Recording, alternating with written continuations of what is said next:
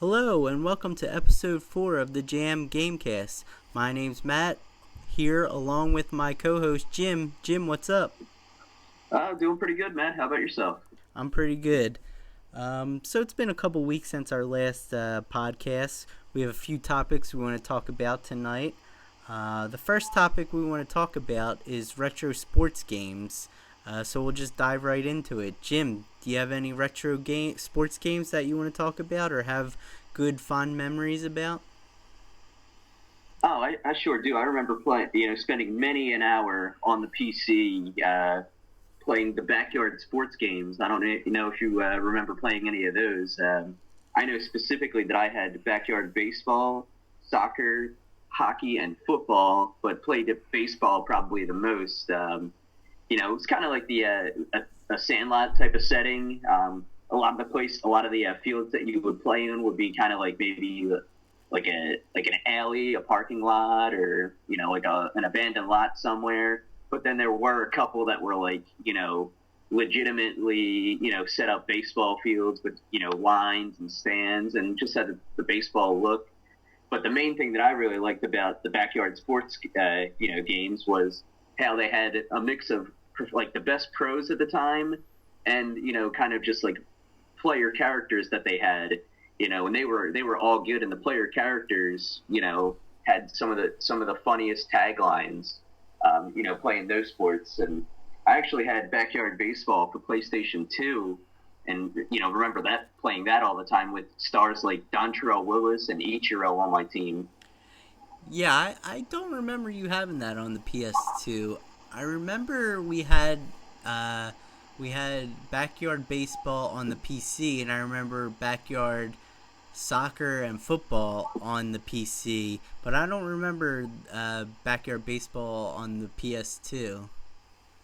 Yeah, yeah. I remember having that. I remember backyard baseball. My actually home field that I picked on PlayStation 2 was like a space center, kind of like what do they call them? Observatories, and like so like it was like blue astroturf with like a moon setting in the background and like a spaceship and stuff as the scoreboard. That's pretty cool. That was a pretty interesting aspect to that game, and I kind of always liked that because having grown up in the city, that's kind of how it was in the city. Like, you would just kind of play wherever you could find a decent space or enough space to play. Like whether it was an alleyway or a parking lot somewhere or like an abandoned field somewhere or even just like a lot of grass or something like that.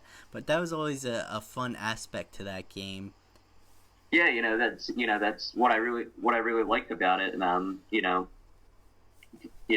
the same thing, playing in your backyard or wherever was accessible.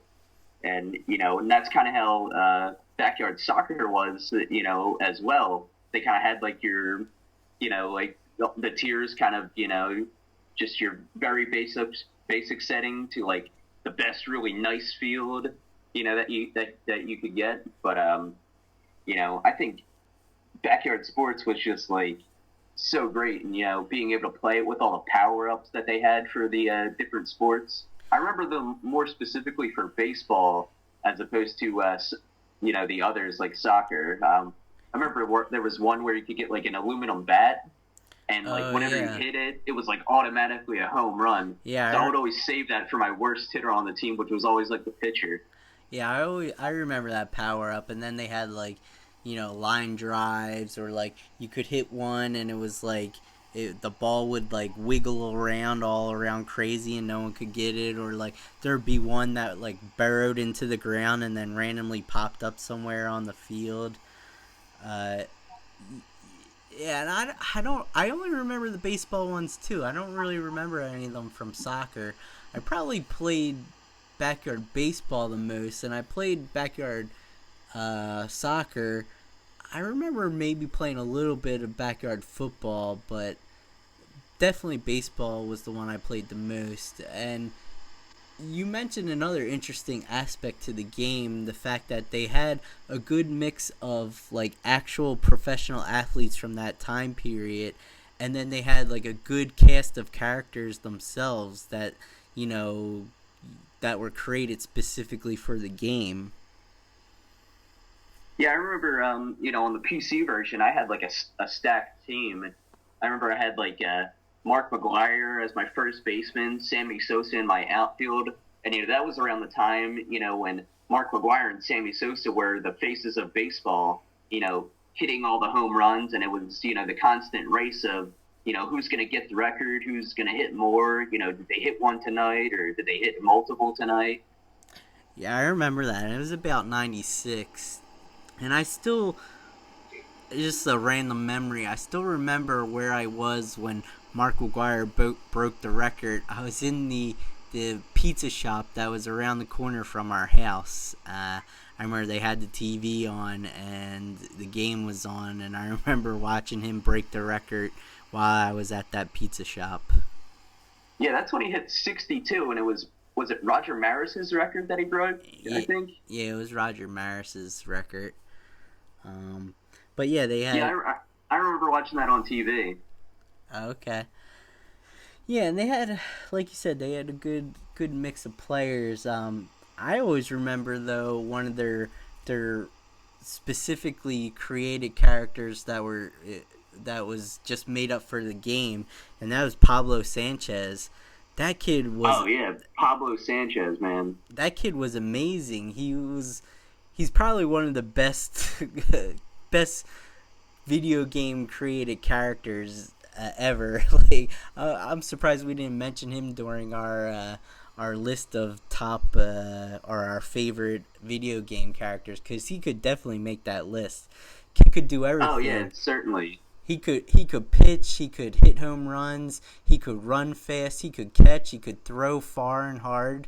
And what was good about those games too is all the kids from were carried over into the different sports. So all the kids were in the baseball games, and then they were in the soccer games, and they were in the football games. So it was really like a neighborhood full of kids that were just playing different sports. And Pablo Sanchez was good in all the other sports too. He was good in soccer, I remember, because he could run fast and score goals. So he's probably like one of the greatest fictional athletes of our generation. Oh yeah, there's always like a tweet and like Facebook post that circulate, and it's just like a picture of him from like his player card from Backyard Baseball, and the tagline is the greatest athlete of our generation. And I always remember, I always make sure that I share, and like forward that on, because it's really true. Playing those games, Pablo Sanchez. Yeah, You know, Pablo Sanchez is great. I always picked him on my team. oh yeah, I love like all the players in baseball. Whenever they would come up the bat, they would kind of say something as they were digging in, and he always came up. It was like "Adios, baseball," and like he would just and then I would always just hit the power with him, and then he would always just hit a home run. I remember I had the three biggest home run hitters was you know McGuire, Sosa, and Pablo Sanchez. That was my three-headed monster on my team. And Pablo probably led the team too. I think he did. I think he did lead the team. Yeah, I always liked picking Pablo. And then like I was saying, I played the backyard baseball, but I also played a little bit of the backyard soccer. And this was very early. Like MLS teams were in that game.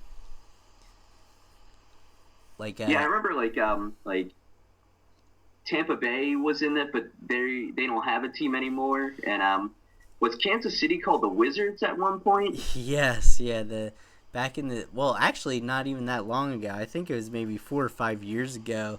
They changed their name from the Wizards to now they're just called Sporting Kansas City.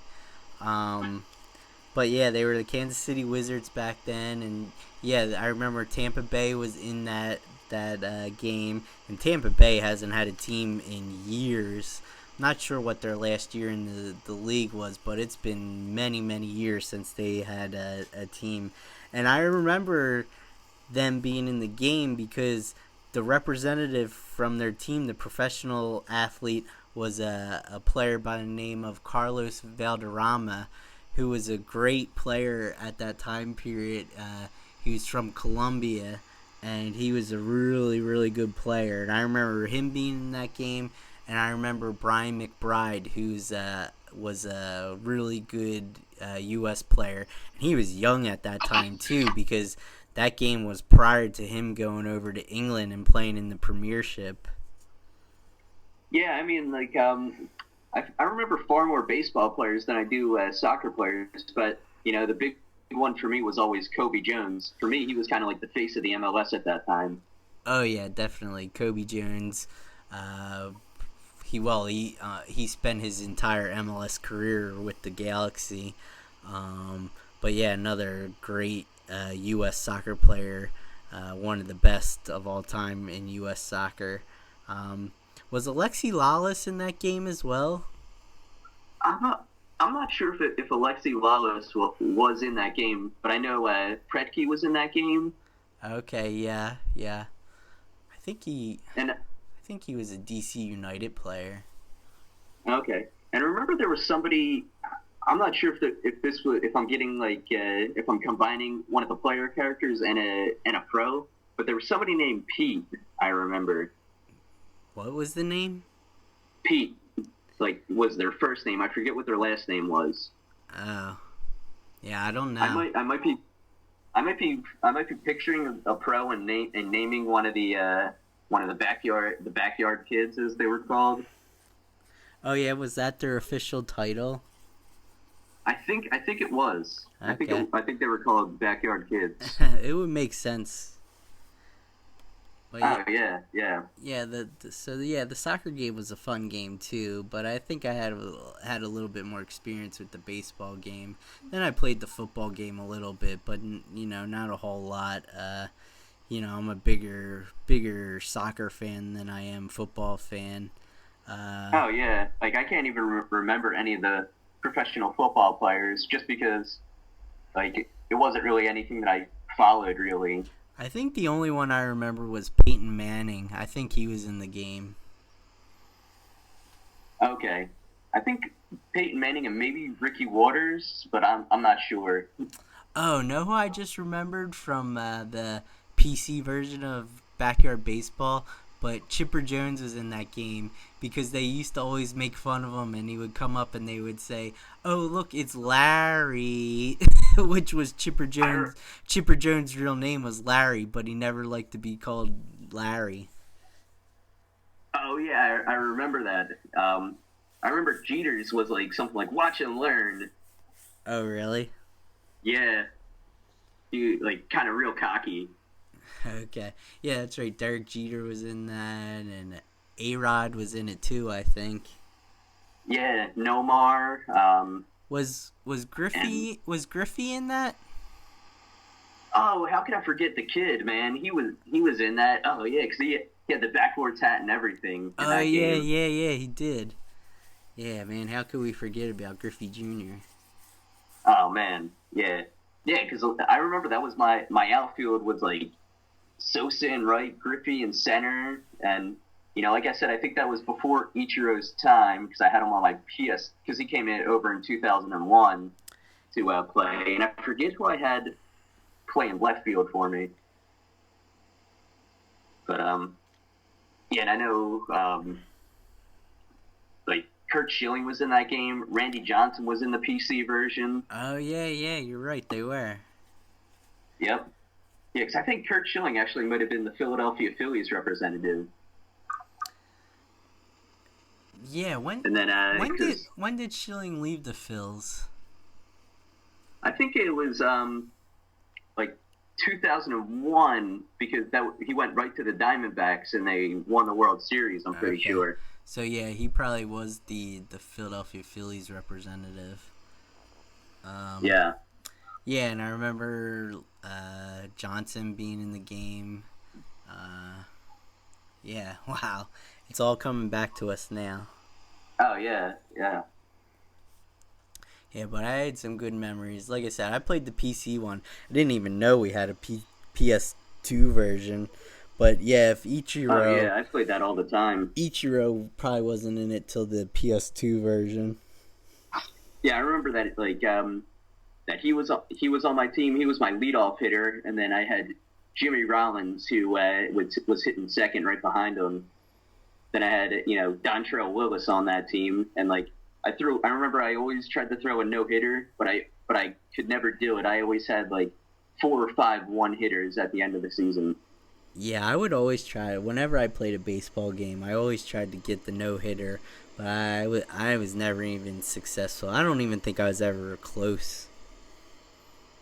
Oh man, yeah, like it was like I always wanted to throw like a no hitter, and I always wanted to go undefeated, but I could never do it.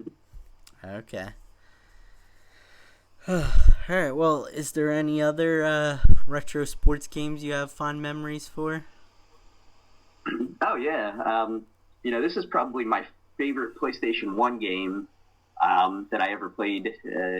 Skateboarding game called Street Skater, which Oh was even yeah. which was before the time of the Tony Hawk series, which was vastly popular in the early to mid 2000s. But this game was just very basic type of mechanics. Like you would just kind of hit X to jump, and you could jump and grind onto the rail, and launch off of a ramp, and hit down, up, and X, and you would do like a bunch of flips or spins to get points. And I remember that game. You like started out with very few like unlocked characters, skate decks, and like I think like ramps to just play on free play, and you had to go through the story or the competition mode to unlock everything. Yeah, I remember we played that game a lot, and I remember it was very simple, which is probably why I liked it because I never really got into the Tony Hawk games because they were way too complicated for me, and I'm not really a skateboarder or anything. But I liked Street Skater because, like you said, it was simple. You just like have to like skate up to like the rail and hit X, and you would automatically like jump and grind on it, and then you would hit X to jump, and then hit, like you said, like over and up, and you would do all types of spins and flips and everything. So yeah, I probably liked that game because it was so simple. Oh yeah, and I remember like the one unlocked character. I'm not sure if it was like the very last or like the second to last. Was the only rollerblader in the game who was like styled as a ninja. Oh yeah, I remember him. Yeah, I remember the ninja. He was blue, I think, right? I think they had like a couple different outfits. I think it was like Oh blue yeah, and that's right. green and Yeah, purple maybe. yeah. You They had could like 2 or 3 different like outfits. you could change the color of the outfits on all those characters in that game. Um, Yeah, yeah. yeah, it's definitely a good game. Yeah, and I mean, like, I think my favorite part of it, which I still, hold to this day, is the fact that, the soundtrack was so awesome. Oh yeah, yeah.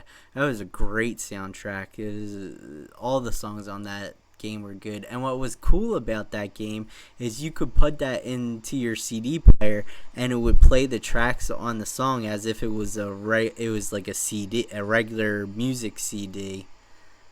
Yeah, I actually still have it sitting with my CD collection to this day. The Less Than Jake is like the band that sticks out from being on that, and like their 2 or 3 songs that they had on that soundtrack were like awesome. I always listen to those. Yeah, yeah, it was a great soundtrack. I can remember driving around in my car and having that game in my car and listening to it on the radio in my car while on the CD player in my car. Yeah, that was awesome. That was like such a cool concept to me as well that you could just you know take take it and put it in your CD player and just listen to it. Yeah, I wonder if there's any other games like that. I don't know off the top of my head if there Yeah, was. I've never heard of that for any other game. Anybody listening, if you know any other games that where you could do that, please let us know down in the comments. Yeah, that'd be great to find out. All right, well, Street Skater, another classic sports game from our childhood. You have any other fond memories of sports games? Yeah, so I think The other game that I played all the time, another PS2 game. For me, my favorite game in the series, based on limited exposure or play of it, was FIFA 2005. I remember I played that game nonstop at one point. Yeah, I remember 2005. Around that time frame was when I really got back into soccer, and I remember originally I went out and bought a Winning 11 game, which is another soccer franchise. But the problem with that game, I would say that game is better mechanically and control wise. It's better than FIFA, I think. But back then, at least, they didn't have the licensing for the teams or anything like that. So, they couldn't call the players by their real names or anything like that. You could still figure out who the players were, but there'd be like a few letters just rearranged in their name. You could still figure it out, but it just kind of stunk that they couldn't really use any of the official stuff. So that's probably why I switched over to FIFA and started playing the FIFA series. But yeah, '05 was probably the first. Oh, well, actually, I had FIFA '98 back in the day. It was because Okay. that was the year of a World Cup, so I had that game on the original PS1. But then I got the '05, and that's when I got back into soccer, and that was Yeah, I remember. Yeah, I like the FIFA because they just had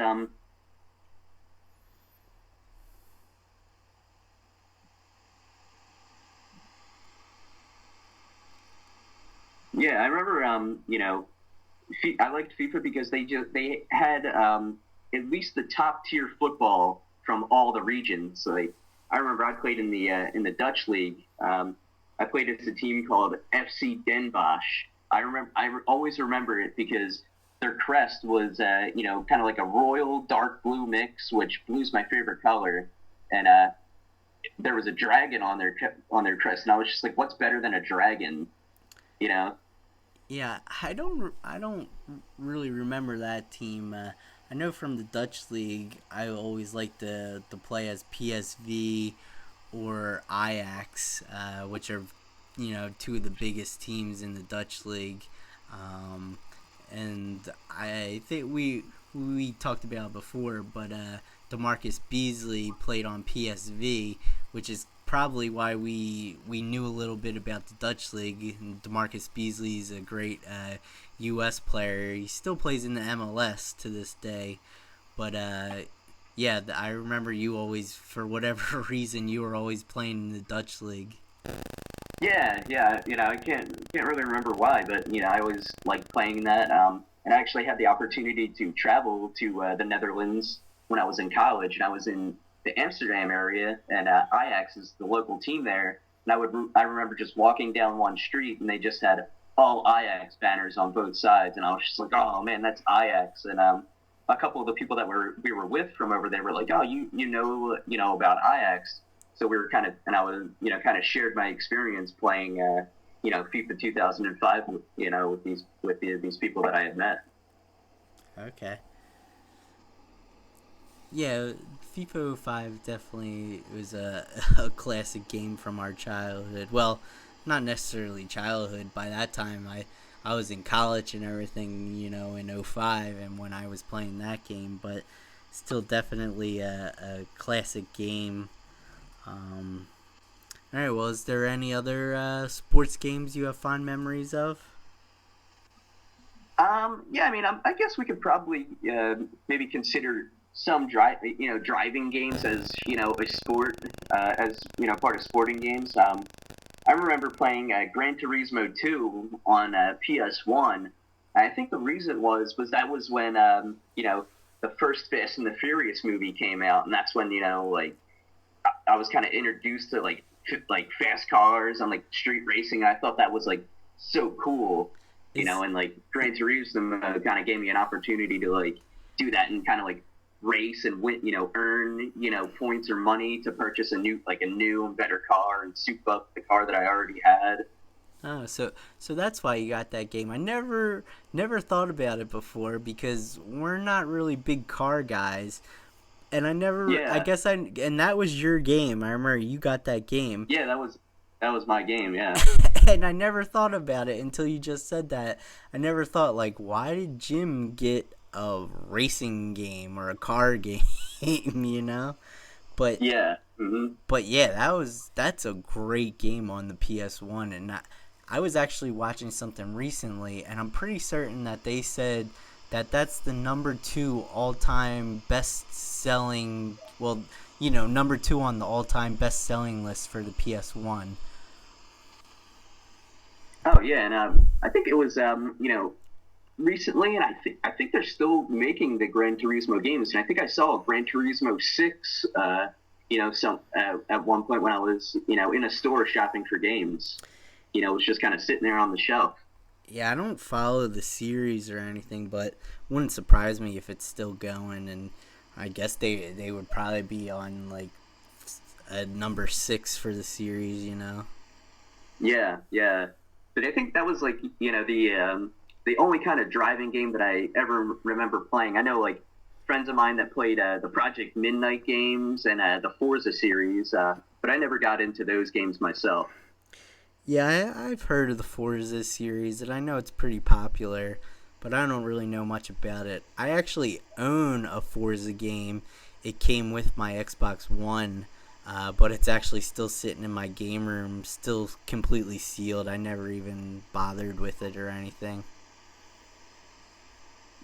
Yeah, I remember watching one time, I believe it was on either YouTube or Twitch, a competition for the current or one of the most more recent Forza games, and I just like saw the rigs that they have for these pro players. It's like a bucket like racing car seat, with the steering wheel, gear shift, and pedals, and I was just like, that's like so crazy that it's that detailed and involved for a racing game.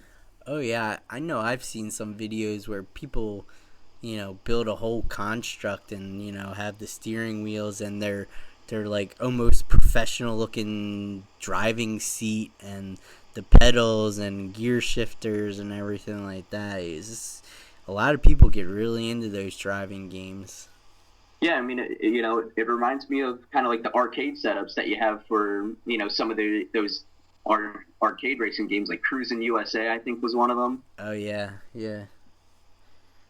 Yeah, like that's what I was like remember when I saw that.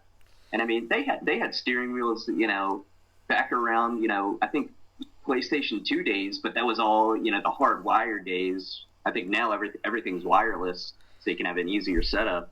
Yeah, I can remember buddies of mine on the PS2 trying to like build their own like racing setup and everything. It wasn't never turned out really that great, but yeah, it was all still hardwired back then, and it's probably a lot easier now. You don't have to be connected through a wire. Yeah, yeah. Yeah, but Yeah, I think definitely go ahead. yeah, I mean that's kind of all that I have for sports games. Not being really my genre too much. Okay. Well, I have a pretty decent list of some retro sports games that I have good memories from. So I'll just start off talking about the original Nintendo sports games that I remember. The first one I'll talk about is MLB on the original Nintendo, which stands for Major League Baseball. But one of my the reason why I really remember this game, and I played this game a ton, but what I really remember about it is our father actually played this game, and our father's not a video game person, and he played this game when we first got our Nintendo and got the game. He played it, and this is the way he tells the story, is that he was winning like 7-8 nothing or something like that, and it was like the eighth or ninth inning, and the computer just out of nowhere gets really good, and they score like 36 runs on them or something like that. And Oh wow, yeah, And I he always remember hearing that Yeah, story. and he never touched a video game again. That was the one and only time he ever played a video game, and it was MLB on the original Nintendo. And he quit because, well, he didn't quit. He finished the game, but he never played video games again because he got his butt kicked so badly. Yeah, that's yeah, so funny. I always remember hearing that growing up. Yeah. All right, and another NES sports game I have fond memories for is the game called Ice Hockey. And it's just that, it's an ice hockey game. I remember always playing this with our uncle, and our uncle, grew up and played hockey, and he was always playing ice hockey, and he always wanted to play this game, and I would always say to him, I'll play that game, but you're not allowed to push me, meaning that I didn't want him to check me in the game because I thought that that was cheating, and I didn't like that.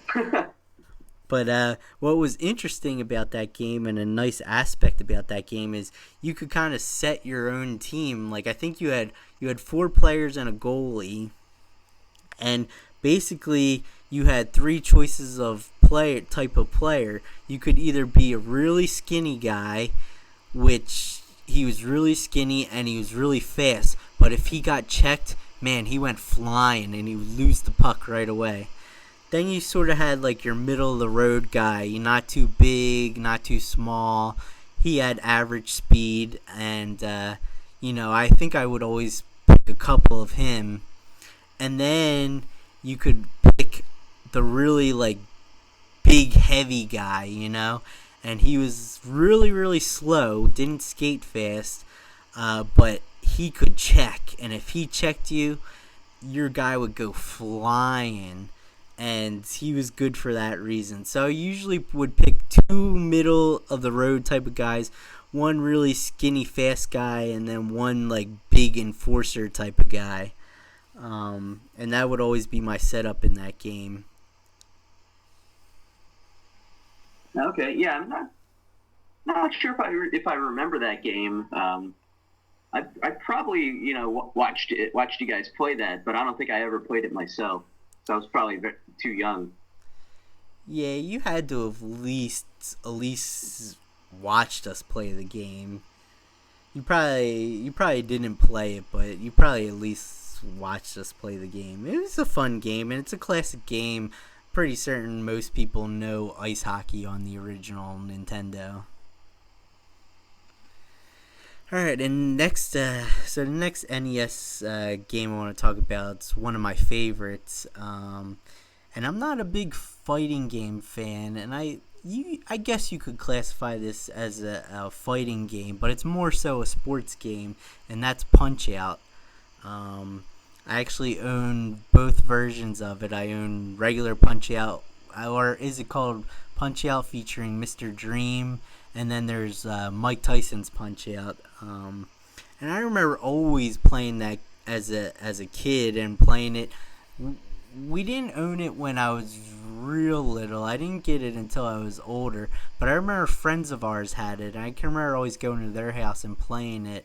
And I was okay at it. I could beat Glass Joe and then another couple of guys. But after that point, I would usually get my butt kicked. I'm much better at it now. I still can't get up to Tyson or Mr. Dream.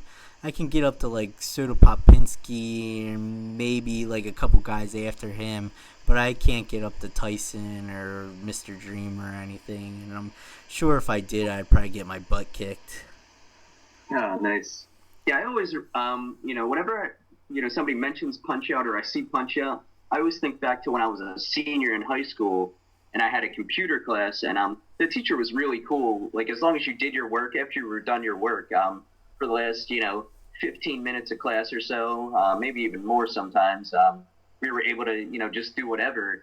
And kids found this one game website that wasn't blocked on the school's servers, and there was a version of a Punch Out on there, but instead of playing all the iconic characters from the game, you played as Little Mac, but you were fighting against items of food that were, stylized as boxers.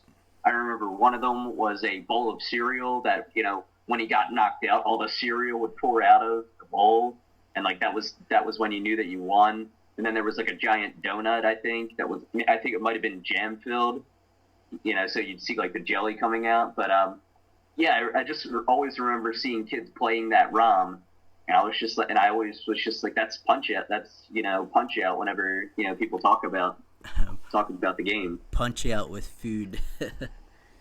That's interesting. If anybody out there knows the name of that ROM, let us know down in the comments. It'd be pretty cool to try to check that game out. Oh yeah, like it seemed like it was, had a lot of the same, like arc as the game of Punch Out with the trainer and everything, and like I said, Little Mac, but it was just changed probably maybe for either comedic or licensing purposes, probably a little bit of both. Yeah, definitely. I don't think Nintendo would. It sounds like it's probably like a hack or like something, the hack of the ROM or something. I don't think Nintendo would license out Little Mac to be fighting food. Yeah. All right. So yeah, Punch Out, definitely another classic sports game on the original Nintendo. And then this last original NES game that I want to talk about, I talked about it before in our underrated games episode, and that's Capcom's Gold Medal Challenge.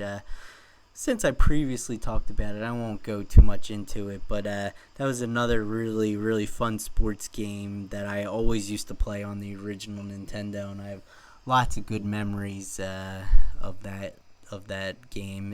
If you want to hear more about that game, you can go back to our underrated games episode and take a listen. I talk about it pretty extensively in that episode. So I'll just move on. Next, I'll talk about some Super Nintendo sports games, and this first Super Nintendo sports game I want to talk to is probably my favorite sports game of all time, and that's a game by the name of Super Soccer. Oh yeah, Super Soccer. I knew you were gonna talk about Super Soccer. Yeah, I love Super Soccer. I had it as a kid, and then when I got back into gaming, probably about 2006. When I got back into retro gaming, when I purchased the Super Nintendo again, that was like one of the first games I went out and bought. I made sure I picked up Super Soccer, and it probably came out about 92, around that time. And at that time, Germany was the best team in the world, and so they're the best team in the game, so I used to always pick Germany.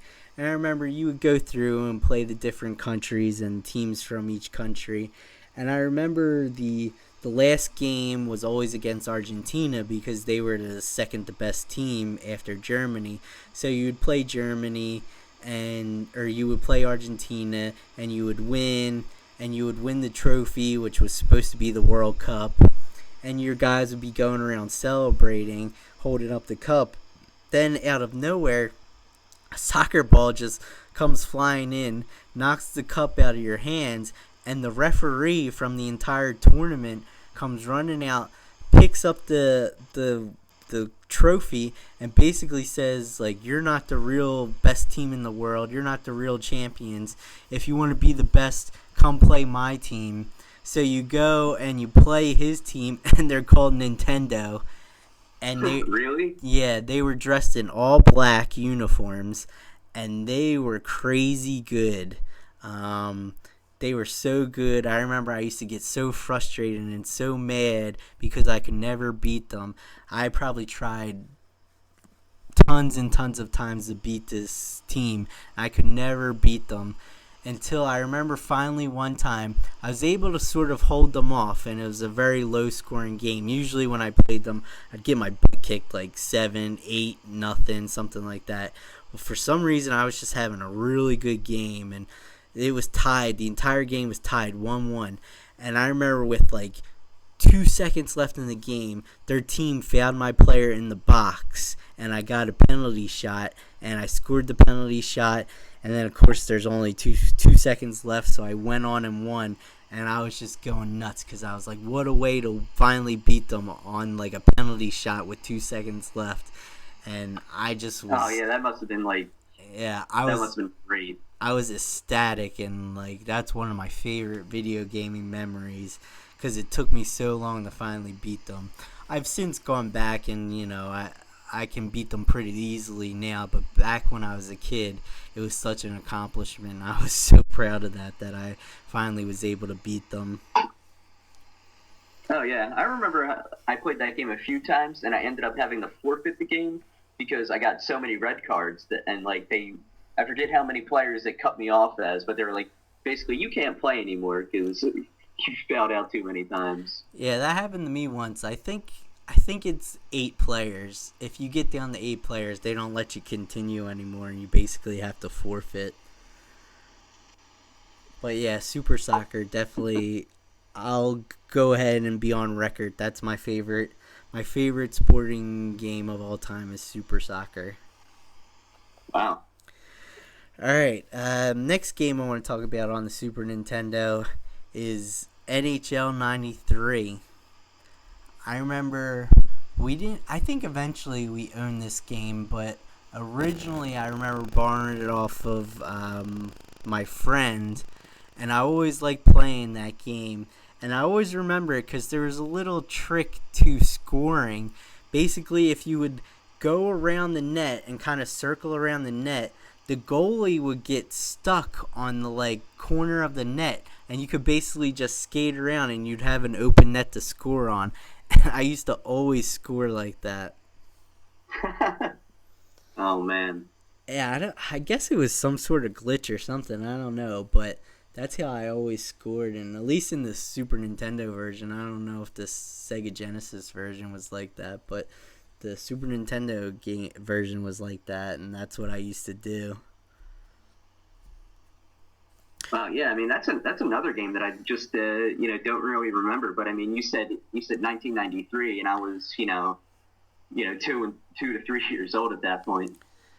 Yeah, yeah. And I always found it interesting because I think officially the name of that game is NHLPA 93. And Really? yeah, and I don't know what the PA stands for or stood for. I guess maybe I don't know. I have no idea. Yeah, that's so interesting. Like it's pretty random. Yeah, it's NHLPA 93. So, I don't know. But that's because I remember seeing something. I remember seeing the box art for it the other day, and that's what it says, NHLPA 93. But yeah, definitely another favorite of mine on the Super Nintendo.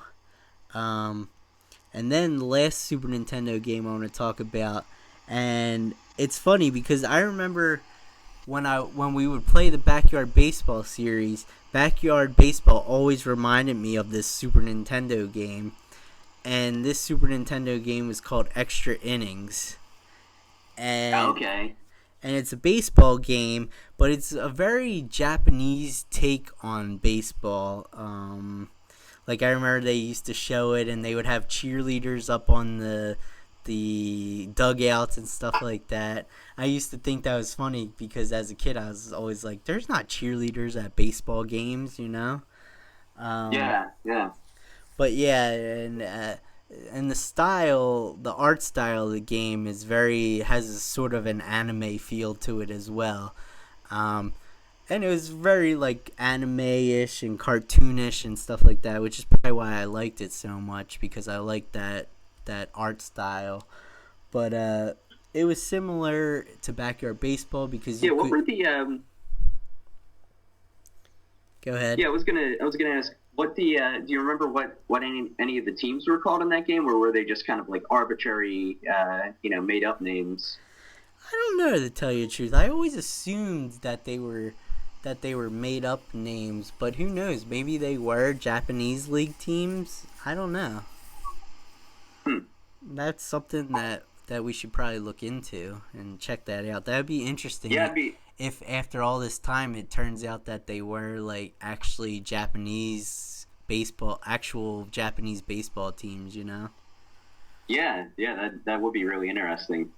But what I liked about this game too is there was two teams. One was yellow and one was green, and these were teams where you could create your entire roster basically. So like of course like would have like actual players from the MLB from the time. Like I remember I had Ken Griffey Jr. on the team. I had Barry Bonds on my team. God, I think I had Alex Rodriguez on my team. Of course, I made my own personal player of myself.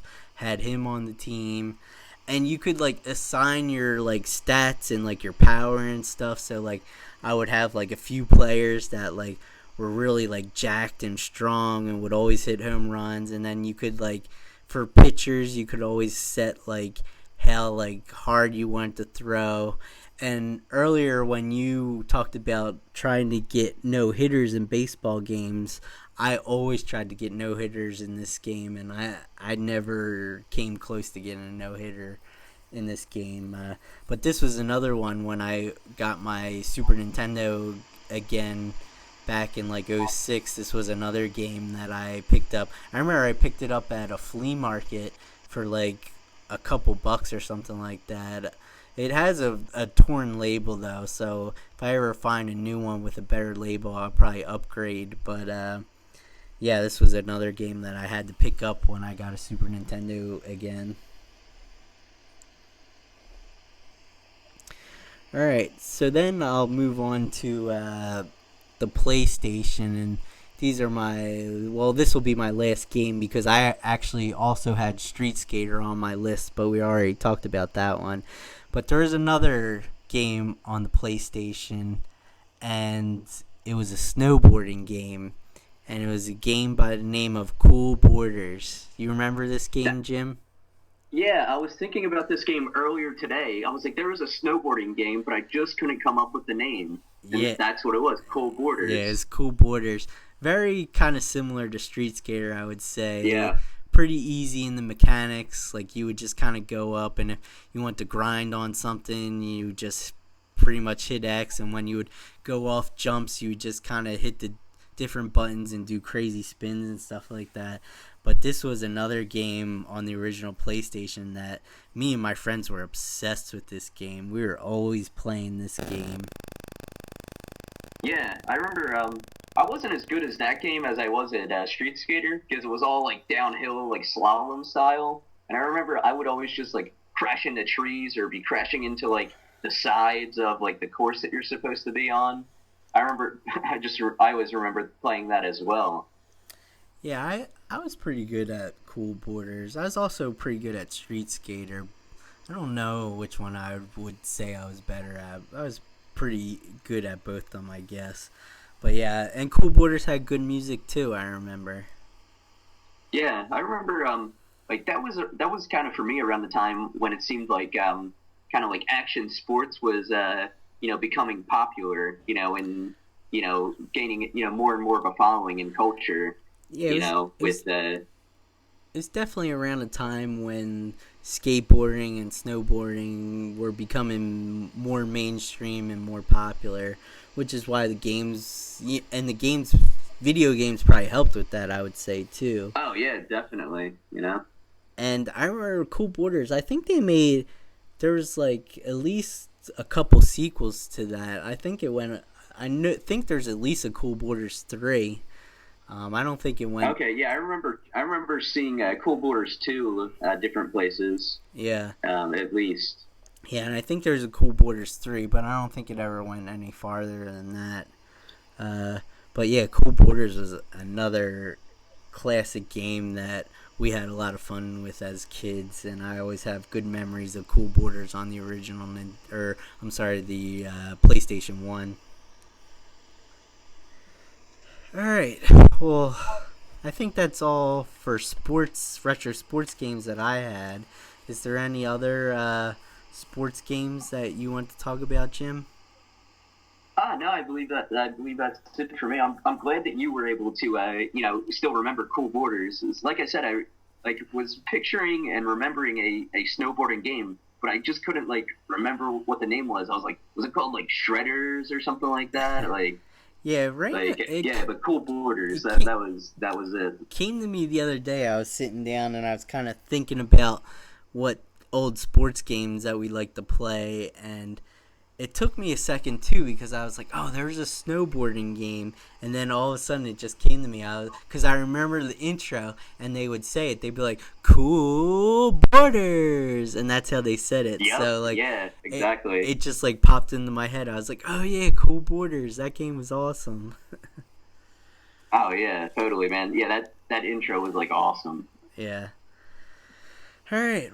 Well, if there's no other retro sporting games that we want to talk about, we'll move on to our next topic. And this was one that Jim brought up and one that he wanted to talk about. So I'll kind of let you take over here, Jim, because I don't necessarily know a whole lot about it. And I know it's something that you're more into than I am. But that's gaming professionally and gaming for a living. So go ahead, Jim. What do you have?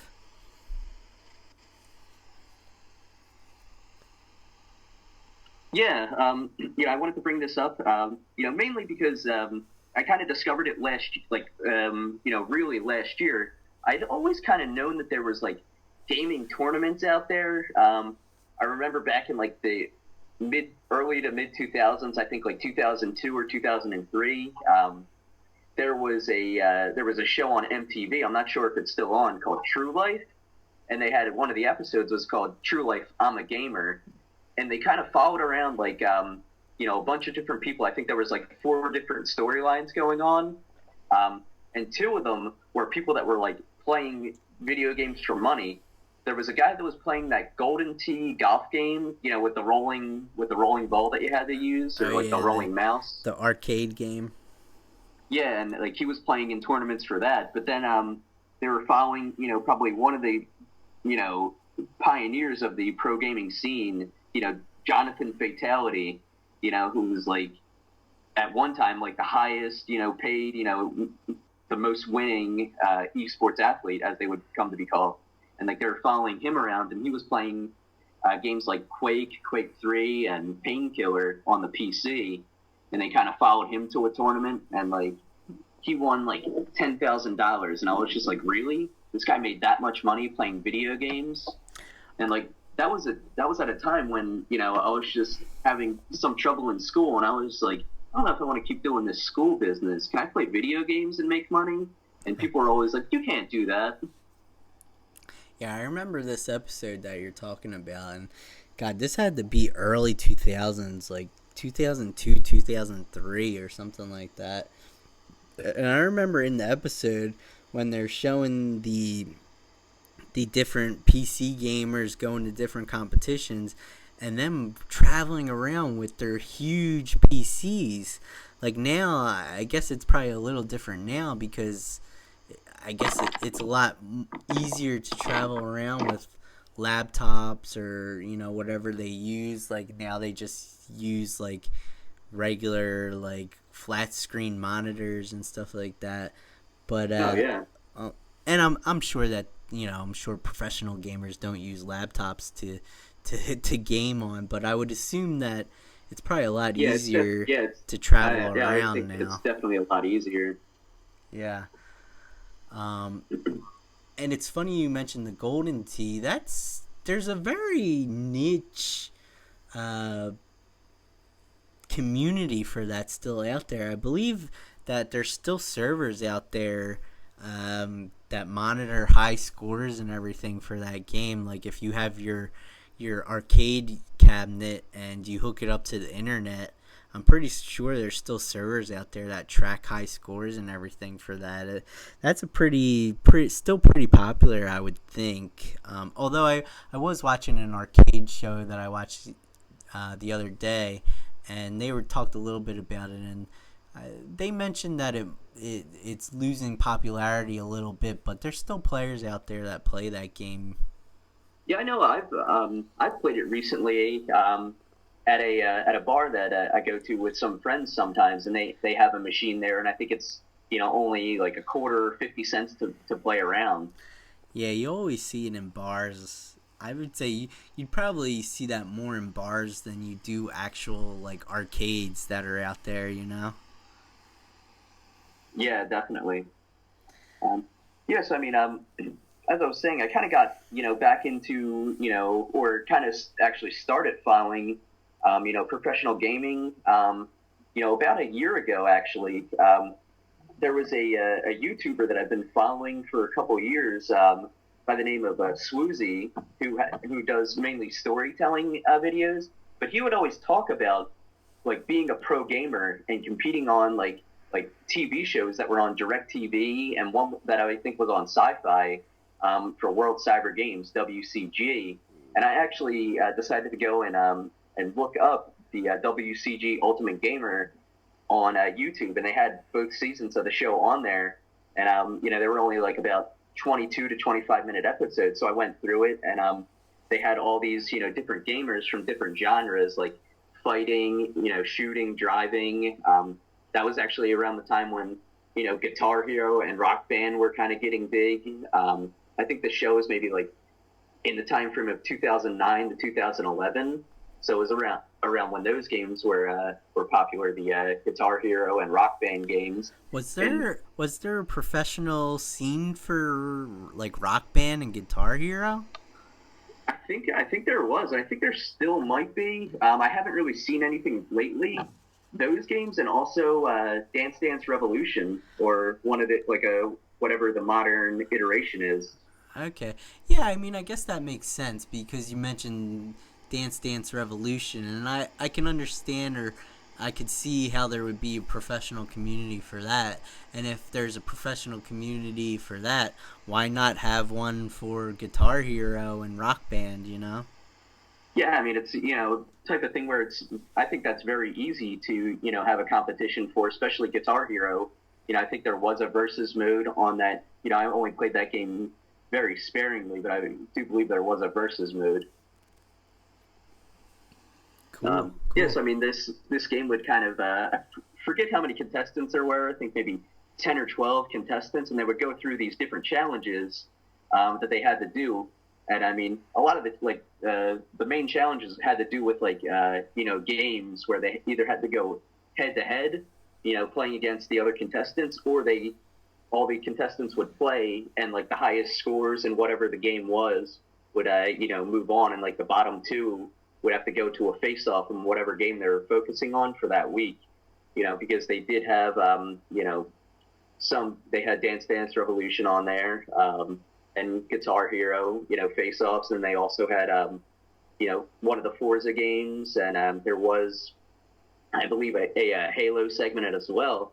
And like the winner of I think the first season, they walked away with a few $100,000, and I was like, really? That's possible for playing video games?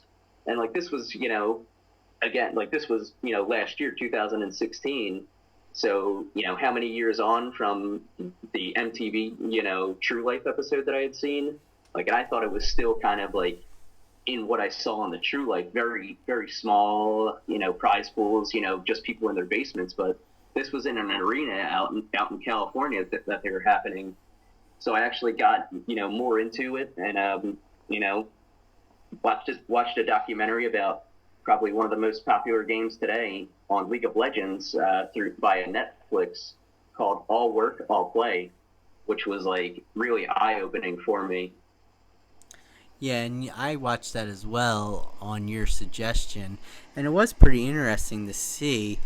And sometimes I feel like I'm so far removed from esports because when it comes to video games, my preference is RPGs, and I would think that RPGs is probably the only video game genre out there that you probably can't have an esport for.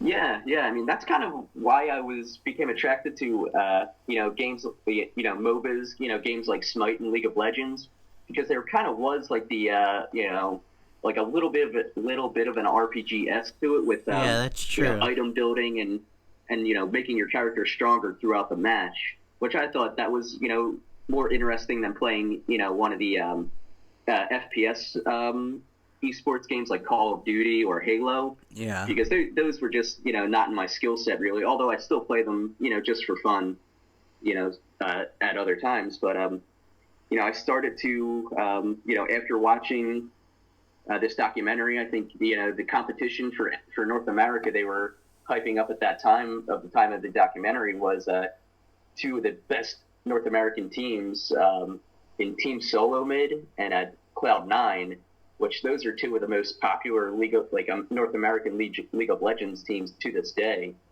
and like they were going head to head, to see if a North American team could get to the world finals against the Korean team. And the Koreans are just like the perennial power in the esport of League of Legends. Like the players over there, they're superstar athletes, with huge, followings of fans. That's interesting. Yeah, I remember from the documentary. I remember. Yeah, I mean, I don't. in Korea they actually have like a. Go ahead. Oh no, I was just gonna say. I remember from the documentary. The main thing I remember from that is I can't remember any of the team names except for I always remember Cloud9. So if anybody were to just say to me like, "Oh, what are your thoughts on esports?" I would probably be like, "Oh, well, I know of Cloud9, but that's about it."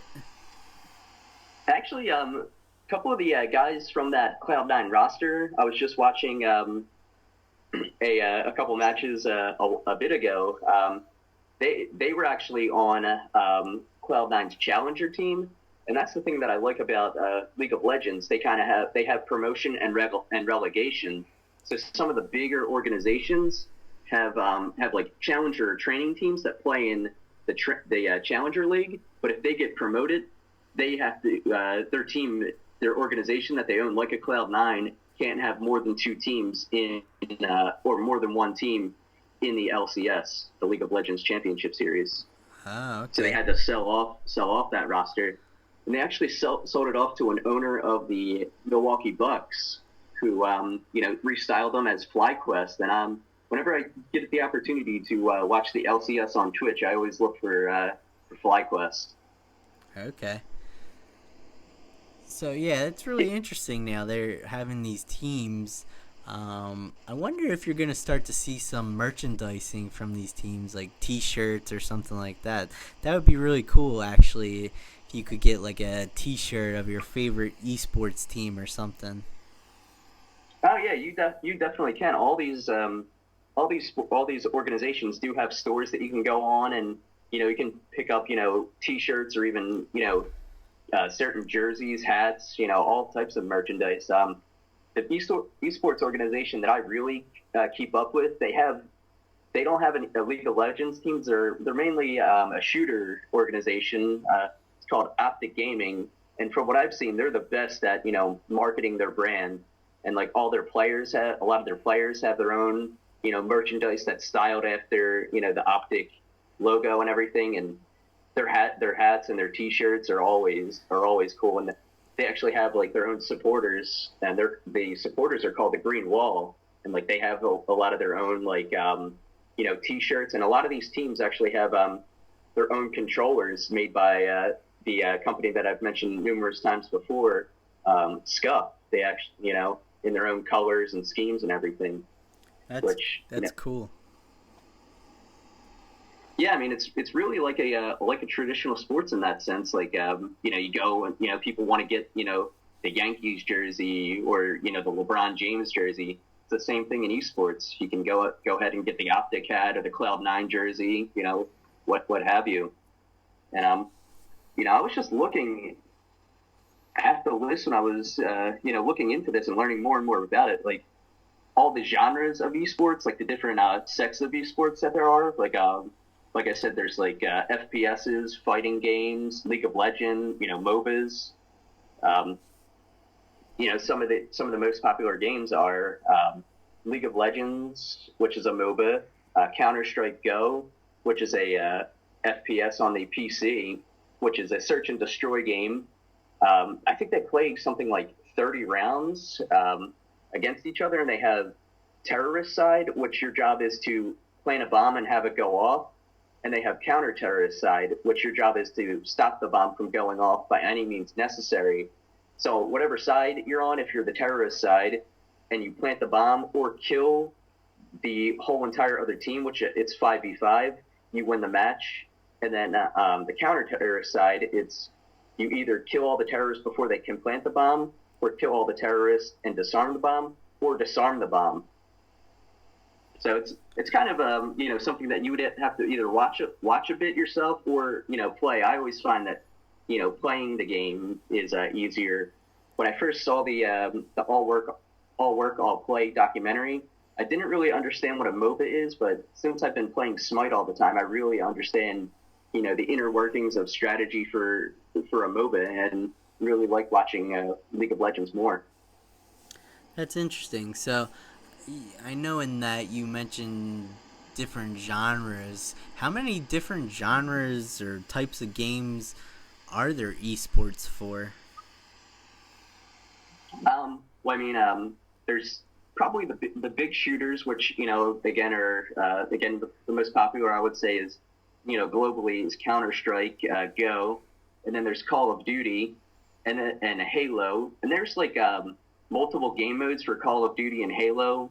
I know for Call of Duty they have a search and destroy mode, but they also have, I think, like another one where it's just called like Hardpoint, where there's like certain places on the map where if you control that, your points start going up, as opposed to keeping the other team's points stagnant, and you can gain more points by shooting to kill and just holding that hard point for the determinate amount of time that's on the clock, and then you rotate on the map over to the next one and try to contest for that hard point and gain points.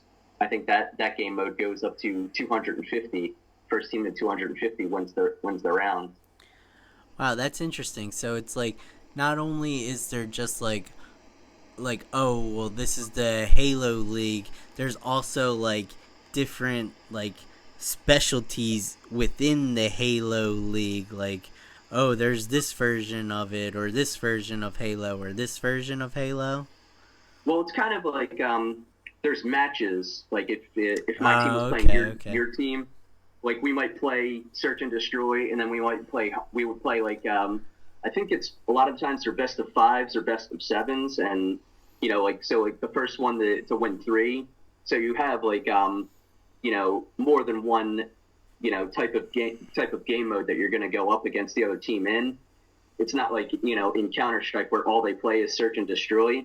In Call of Duty and Halo, they play these different types of game modes, in each match that they have, and they can have like 4 or 5, maybe even 7 games. And Gears of War has something similar. They kind of capture different bases or spots on the map. I haven't really watched too much Gears of War as of late, so I'm not really 100% up on that game mode. But it is kind of like a capture capture the hotspot type of game mode.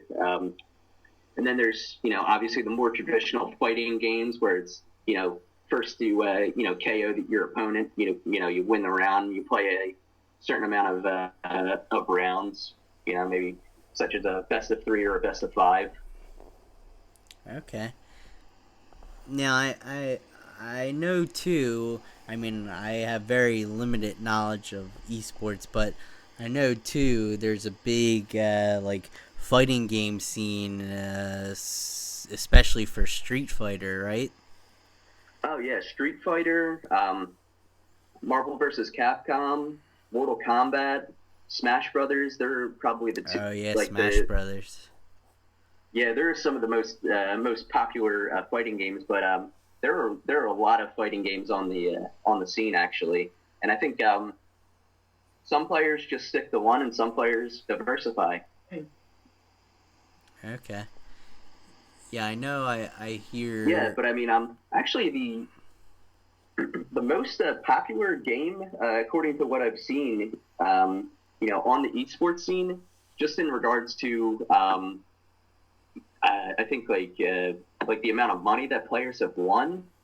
I guess like the is called a game called Dota 2, which is which Dota stands for Defense of the Ancients, which was originally a mod for Warcraft 3, Reign of Chaos, like specifically, I think it's add-on, the Frozen Throne, and it was kind of a mod that people came up with, which was like a versus mode basically. Oh yeah, I think I've heard of this before. It was like originally a mod of World of Warcraft, and then they pretty much just kind of made their own game out of it, and now they make their own. It's like its own series now, right? Yeah, yeah. Currently they're up to Dota 2, and from some of the research that I've seen, like I have a page that I was looking at of the top 100 esports, like earnings, and like out of the top 100, I would say the vast majority are Dota 2 players. Like I'm looking at the top 20 right now, and they're all Dota 2. And would you want to take a guess on how much money some of these players have won cumulatively? Oh, I don't know. At least 1 million. The top player right now, let's see, player ID is Universe. He has won, according to this, I'm not sure how up to date this is, $2,727,796.47. And Jonathan Fatality, who I talked about earlier, he's number 86 on the list, and he's won like around $450,000. Okay. Yeah, and I mean, for a while, he was, the most winning esports player before he was surpassed by I believe that it was a Korean StarCraft player. That's another game that had a huge following, and its sequel StarCraft 2, especially in Korea. Very very big strategy game. Which I never played StarCraft myself. I always knew kids in school that would talk about playing it, but I never had the opportunity to play it myself. Interesting. Yeah, and I mean, that's just kind of like the competitive side. Like, people can make a living from playing video games just on services like Twitch. Even if they're not a competitor or if they're a former competitor. Somebody retires. A lot of pro players retire by the age of 25 years old because they've been playing professionally since they were like 15 or so. Right. Right. But on Twitch, they can earn a lot more money. I think if they're a Twitch partner and they have subscribers, their subscribers will pay up to $5 for a subscription fee per month. And some of the most popular Twitch streamers have 50,000 plus subscribers. Wow. That annually view them. Wow. And then there's also like ad revenue, and then I think there are some services where some people's subscribers actually like donate to them. Like if you're playing, somebody might donate like $2 or $5 to you. Okay. Yeah, that's interesting. So it's like they're not even really technically competing professionally anymore, but they're still earning a living through playing video games. Yeah, and I mean, a lot of these players still play the the game that brought them to fame. But I mean, there are some other players that will devil out, diversify and play more games. I know, like whenever I switch on Twitch, there's always non-competitive games that come up on the main page. Like Final Fantasy 15 was on there for a while when it first came out, and Horizon Zero Dawn was on there for a while. Oh, Of people wow. just turning on that game while they're playing, and it all goes with how how good you are at the game, and if you're entertaining. Sometimes a person could be like an average or mediocre player, but if they're entertaining to their subscribers, that's a way for people to just come back and have a good time. Right. It's a form of entertainment. Yeah. And I know I always hear people reference like, oh, I'm doing a playthrough on Twitch or whatever, but I never really, I guess, realized how it actually worked, and like I guess I never realized that like people would have to subscribe to you and pay money to watch you, and I guess obviously the more people you have watching you, the more money you make. Yeah, yeah. I mean, I know that there's like it's you can actually like I can turn on my Twitch account and watch anybody play. But I think if you subscribe to somebody, you get special interactions and like special things that you can do. Okay, so like What it special is, but special things, sort of like how yeah, like people have Patreon accounts, and you know yeah, usually your contributors on Patreon, usually you offer a little extra content to them for basically their donations to you. yeah, yeah. And I mean, I've actually used Twitch and YouTube as well. When I'm having trouble with like an RPG game, how to get by a certain boss, or through a certain area that I'm just not able to figure out, I will go to that, and I always find that type of stuff very helpful. And I just think that's like so mind blowing and like so great that people are able to turn that into a source of income. Yeah, I do the same if I'm stuck in a game or something like that. I'll often go to YouTube and I'll search the game and see if there's any tips or playthroughs that I can watch to figure out how to get through that the area that I'm having a hard time in. Yeah, and I mean, I just think that it's like kind of like funny and ironic, because like I guess like back, even when I was, in high school and stuff, if you played games all the time, like you're a nerd and you don't have a life. But now these people are making, more than people are like I said, people are pulling in are making millions of dollars playing video games. Oh yeah, definitely video game. The whole culture of it has changed since we were kids, and it's more mainstream. It's more popular to play video games nowadays, and it's almost sort of like how it's almost cool. It's like it's cool to be a geek now, so it's like Oh yeah, it's all definitely. part of that culture. I feel like where it's sort of it's something people still consider it to be, I guess, like geeky to play video games, but geeky is being geeky is sort of popular now, so it's definitely more popular to be a gamer now than it was when we were kids. All right, well, I Yeah, and I definitely. know like there's still some kind of. Hmm. I was just gonna finish up by saying that like there still seems to be like some pushback by some members of like the mainstream media when it comes to professional gaming, because professional gamers that compete, sometimes they're called esports athletes, and people get really defensive of the word athlete, because it's like, oh, this person can't slam dunk, they look like a little dork, but a lot of people from the traditional sports world are coming out in defense of esports athletes. Like I know Rick Fox has his own organization called Echo Fox, and he Yeah, talks about it all the time. I just saw that an article about that the other day, that he's involved in esports now, and I mean, you know, an athlete is an athlete. Like,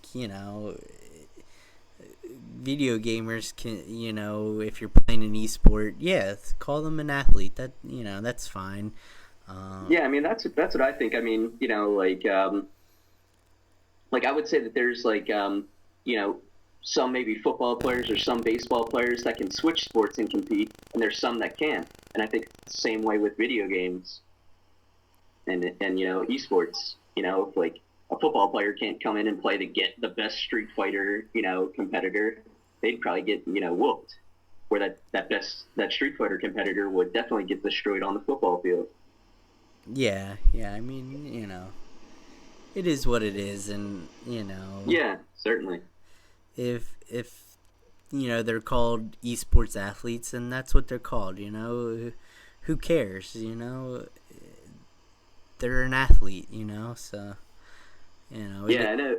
Yeah, I know some guy that used to contribute to ESPN got a lot of flack for it. Colin Cowherd, last year because ESPN had actually shown an esports competition, and he was like, "That's not a sport. It doesn't belong on ESPN." But people on his co-host were like, "We show bowling and poker." yeah, I mean, I guess in that sense too, like if you want to say like, oh, is we have poker on there? Is that considered a sport? Well, I would say yeah. I mean, Yeah, it's a competition, definitely. yeah, anything competition wise, I guess you can say it's a sport, and they're all athletes. So I mean, Yeah, and I mean, like that, again, that just proves that video games are at that point where these competitions are being shown on TV, like Counter Strike's on TBS a lot. yeah, yeah, it definitely has come a long way, and I mean, I don't know much about it, but just from what seeing how enthusiastic you are, and it seems to be such a big thing nowadays is esports, and it definitely seems like it's the new hot up and coming, sports league. Oh yeah, it kind of makes me a little bummed because like a lot of these kids are like around my age, and they're making like way much more money than I am, and I have a 4-year degree. It's kind of like just like, oh man, if I would have known. Yeah, well, I would say probably a lot of those kids are probably way younger than you actually, Jim. Yeah, I know. Like, You're I know one of the kids getting that up plays into your on late 20s there. FlyQuest. Yeah, I know a kid on FlyQuest is like 27, but like that, the rest of these kids are like early 20s and like younger than that. Okay.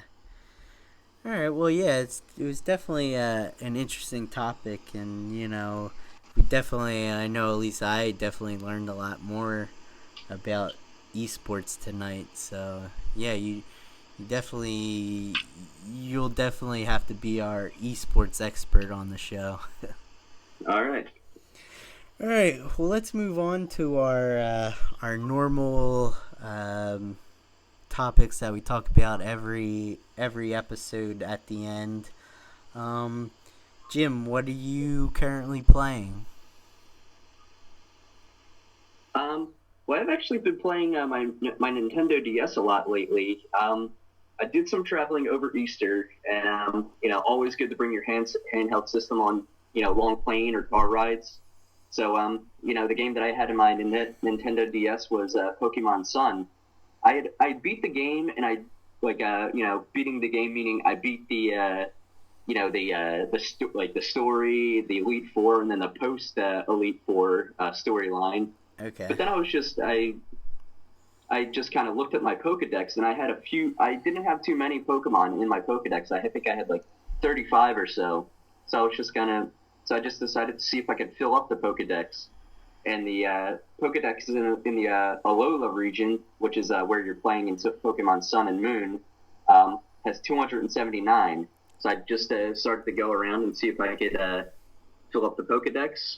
And one way that you can do that actually is through an online service called Wonder Trade, which you just connect to the Wi-Fi on your Nintendo DS, and then you just hit Wonder Trade, and you pick a Pokemon that you want to just trade, and you get matched up with somebody else who trades you a random Pokemon. And it's kind of like a game of roulette. You never know what you're going to get. Yeah, I think I heard about that on the newest Pokemon game, the Sun and Moon game. It seems pretty interesting. So basically now you're going for that 100% completion on the game. Yeah, exactly. I think I have about 170 of 279 or so Pokemon. How many hours do you have into the game? Um, I'm not too sure. I think I have maybe close to 60 or so. Okay. So how long was your playthrough? Do you know? Like how long did it take you to beat the main storyline? I would say between somewhere maybe in the range of 40 to 50 hours. Okay, that's something I'm always interested in. Is like how long an actual game is. Some games, some games you don't even feel it. Like it's like a 70-hour game and it doesn't even feel like it. And then other games are maybe like a 20-hour game, but it feels like it's like 100 hours. Yeah, it definitely felt that way. Playing Pokemon Sun and Moon as opposed to like when I was a kid playing Pokemon Red version. Like I felt like I was always playing Pokemon Red, and I only would have like 4 badges. But like Okay. Pokemon Sun and Moon, I just blew through. Okay. Are you playing anything else? Before I went away, I was playing a couple MOBAs. I was playing. I talked about this last episode. Paragon, which is a MOBA that's in beta stage right now by Epic Games, who makes Gears of War. I was playing that on the PS4, and then I kind of went back to play a little bit of Smite to kind of compare and contrast the two games and see what I thought was better playing them in quick succession. And right now, my verdict is my money is still on Smite being the better of the two. Okay. All right. Well, anything else?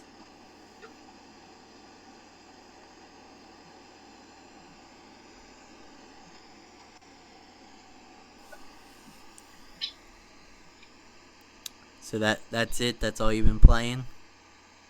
Yeah, that's all I've been playing. I haven't really had too much of an opportunity to play anything this week. Just getting back from my trip and just kind of getting getting back into the swing of things. Okay. All right. Well, and I was playing this last time, but I'm still playing Xenoblade Chronicles. Um, Beyblade. huh? Oh, No, Yeah, Beyblade. the game. I actually did see that The game spinning top game. somewhere after you mentioned that. I saw it. I was like, oh, there's that game Jim was talking about on the podcast. But yeah, it's definitely called Beyblade. Yeah. But yeah, I'm still playing Xenoblade Chronicles. I'm about, what am I? About 24, 25 hours into it now, and I'm actually enjoying it a lot more. I've finally figured out the combat system. I finally have figured out like decent ways to battle. I'm figuring out the combos, and I'm figuring out the ways to like learn to basically you can improve your attacks and like make them stronger. So basically I know how to battle better now. So I'm more comfortable in the game, and I'm kind of reaching the level now where I'm pretty much like going up to most things, and I can pretty much be confident that I'm gonna win the battle. Oh yeah, nice. So I'm enjoying it a lot more now. I still kind of feel like it probably would have maybe been a better idea to play it on the Wii, but it's fine. It's a good game so far. It's not the best thing I ever played. It's not the worst either. So I'm enjoying it. All right, let's move on to Okay. our next topic. Are there any games that are on your radar, Jim? Um, Not really anything new from any new changes or new additions from last episode. Still waiting for Horizon Zero Dawn to maybe kind of go down in price a little bit. Still kind of keeping an eye on. Mass Effect 2 through 4. The Last of Us remastered and Shadow of Mordor, and then still kind of waiting on more news about Shadow of War. Okay. All right. Well, I have a few games that are on my radar. One's a new game, and that's a platformer called Ukulele.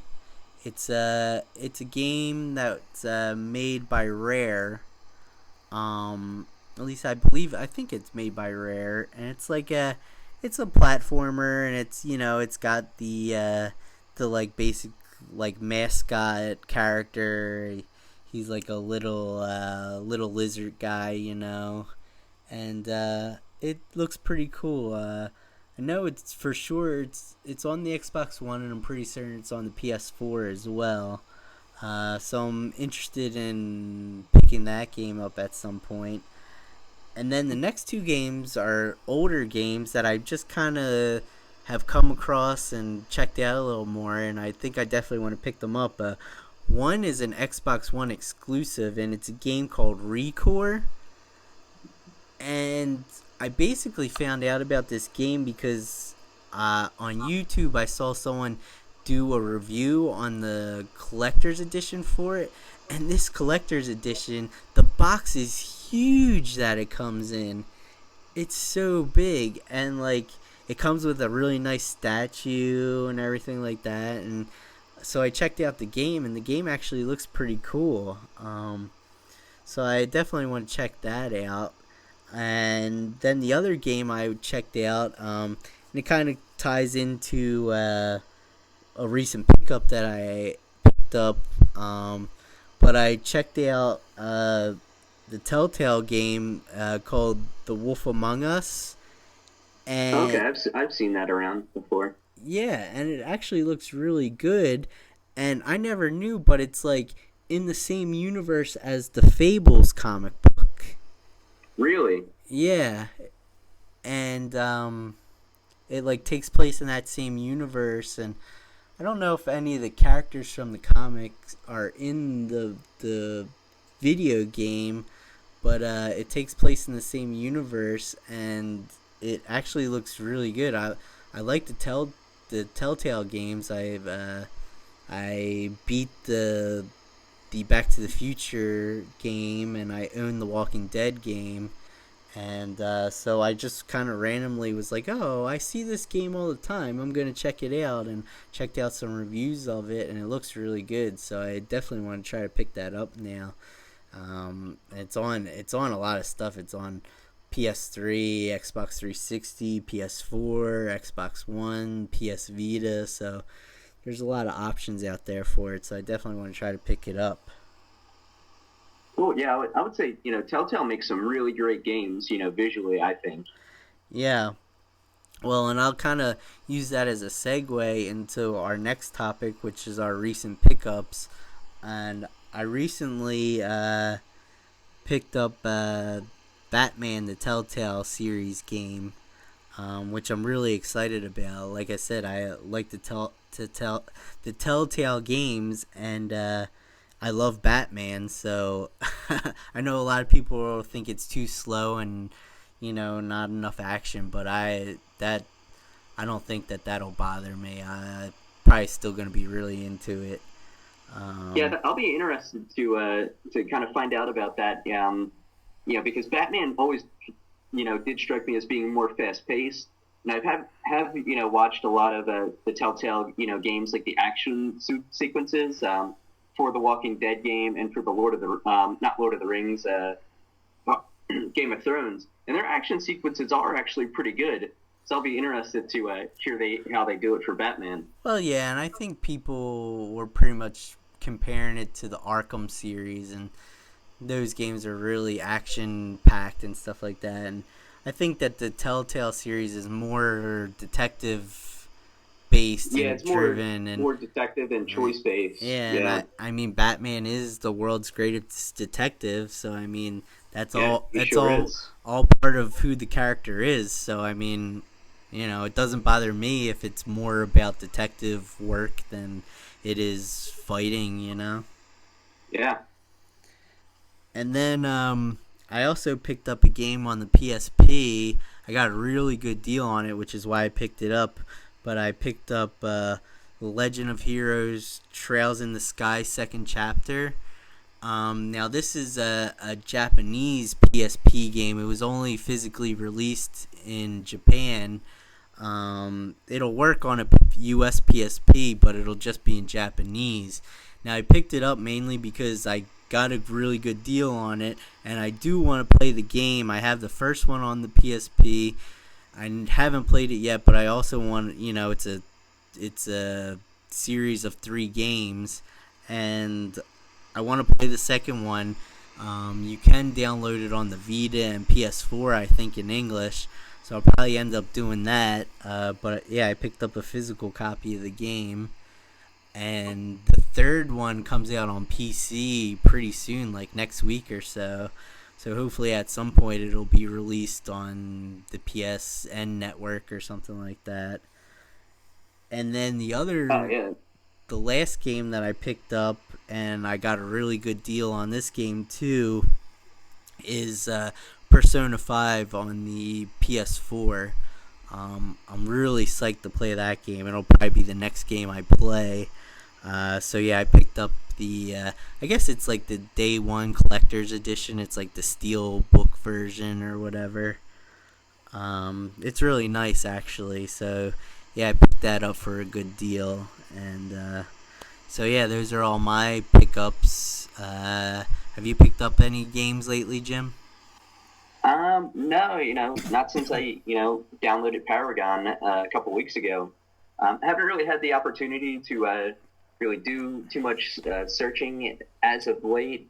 I did have some expenses that I had to take care of, but I will, am going to be getting back into looking, and I'm actually going to see one thing that I was thinking about earlier in the week was seeing what if there are any other MOBA type games that are actually on console. At this specific time, Smite and Paragon are the only two that I know, with games like Dota 2 and League of Legends being PC only. So I think it'll be interesting to see if I can do some research and find any more MOBA type games. Okay, cool. Yeah, you'll have to keep us posted on that. Yeah. All right. Well, if there's nothing else, that's all we have for this episode, the fourth episode of the Jam Gamecast. If you like the podcast, please give us a like. Please subscribe to the channel. Please tell your friends. Give us a share. And leave any comments down in the comments section, and let us know what you think. Jim, you have any closing words? Just like to again thank everybody for listening and for the continued support. Really appreciate it. All right, yeah. So thanks for all the support, and we'll see you next time on the Jam Gamecast.